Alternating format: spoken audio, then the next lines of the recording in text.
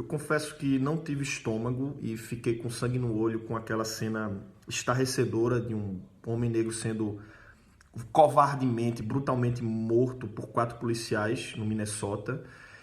Toda a simbologia da cena, né, o fato dele, o homem já estar rendido, né, dizendo que não consegue respirar, e o policial que se coloca numa postura, inclusive, de supremacia sobre aquele homem, matando sob asfixia, né, com um joelho no pescoço.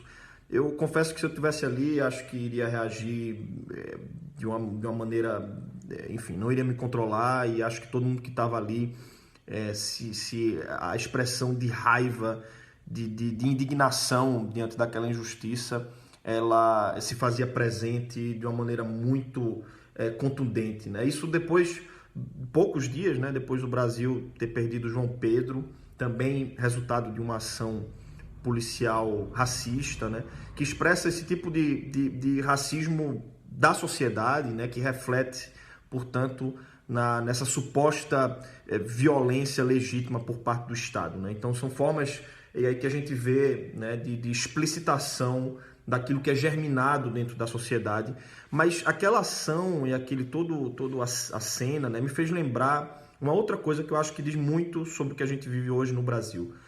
Há 2 anos, em Charlottesville, houve uma manifestação, vocês devem lembrar, de supremacistas brancos, né, explicitamente trazendo bandeiras da Ku Klux Klan, do nazismo, e aí houve uma reação diante daquele protesto, e aí a declaração de Trump, logo depois, foi equiparar o discurso de ódio explicitamente presente na manifestação com a reação a esse discurso. E a falácia que sempre se volta aí, né, como a gente está vendo hoje também aqui no Brasil, é de equiparar discurso de ódio com liberdade de expressão. Há um erro crasso nessa equiparação que é por um motivo muito simples. O discurso de ódio, ele, na sua essência, ele é contra a liberdade. Ele é contra e quer aniquilar qualquer liberdade de quem pense ou que seja diferente de quem o pronuncia. Então, é um discurso que é fundamentalmente antidemocrático, porque ele é contrário à própria pluralidade que fundamenta as democracias, o fato de pessoas pensarem e serem diferentes. E esse tipo de discurso que novamente está sendo de maneira estratégica articulada pelo governo, né, com um gabinete de ódio, com articulação de propagação de fake news, principalmente baseado numa articulação do ódio contra a diferença, né? Isso tende a fragilizar as instituições democráticas, de modo que é necessário um tipo de reação contundente. A gente está vendo, seja por movimentos, né, como o Sleep Giants, que tem crescido nessas denúncias de sites que são financiados por propagadores aí de fake news, né, e tentando mostrar quem são esses sites, quais são as empresas que estão por trás desses financiamentos, como a gente tem visto também medidas institucionais, como a do STF ontem, né, e que catalisou uma reação aí de um tecido altamente inflamável, que, como a gente está vendo já, que está sendo germinado no Brasil.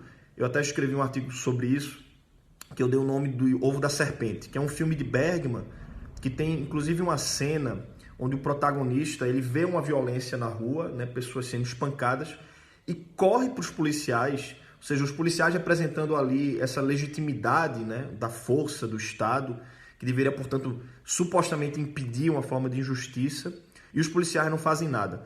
E aí a reflexão desse protagonista é: o que é que está acontecendo na Alemanha?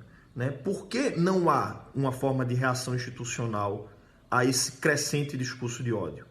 A gente viu uma outra comparação estapafúrdia do ministro Weintraub, né, que compara essas ações do STF de prender celulares como forma de evitar a propagação desse tipo de discurso com o Holocausto, né?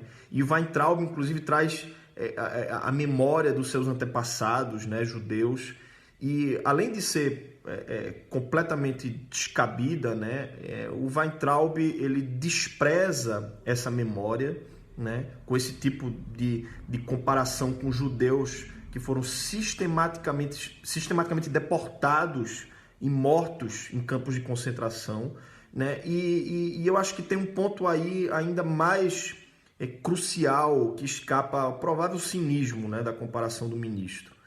O discurso de ódio foi o que cresce e deu estofo ao que aconteceu na Alemanha nazista, né?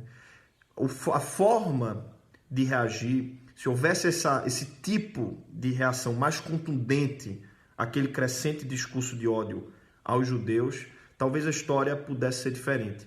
E é isso que a gente espera que aconteça aqui no Brasil. Que esse tipo de história, né, de crescente ódio contra qualquer um que se coloque como diferente, que isso não se repita no Brasil.